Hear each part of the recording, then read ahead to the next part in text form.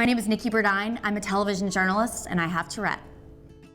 When I was first diagnosed when I was 12 years old, middle school was a really rough time, especially because my dad got sent overseas in war, and my mom was left at home with me and my two little sisters, and dealing with a child with Tourette's she knows nothing about is a challenge in itself, and doing it on your own without my father is even more difficult.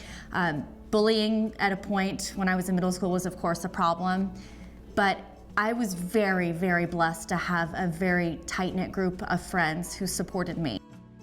Moving on to high school, my challenges there with having Tourette's kind of came and went. I got involved with dance, and that helped me a lot.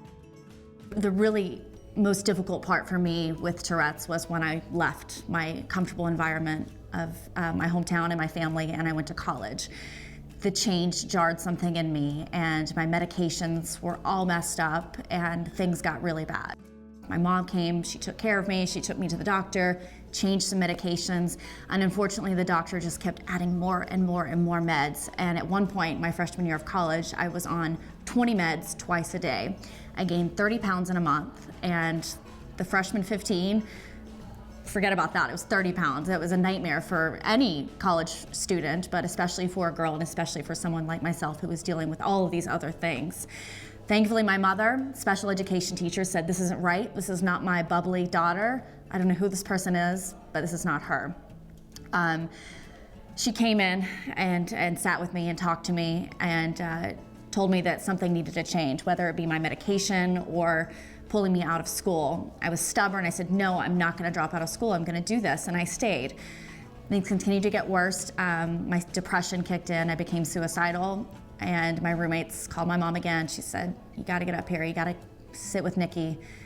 Thankfully, my mom again stepped into the rescue. We went to the doctor, took me off all my medication except for one, and I've been on that ever since, and things have been great. These aren't even really like my good friends from middle school. I don't even talk to any of these girls. They weren't even my best friends.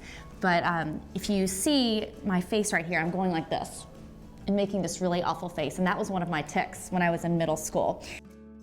And these girls were just a small group of the people that I loved in middle school. And they were all making that face with me. They knew I had Tourette's. They would say, "Nikki, why are you doing that?" And I would say, "I don't know, you do it too. You make that face too." This was a tic, but if you look at all those girls' faces around me, they're all making that face there because they are there to support me and not make me feel like a weirdo.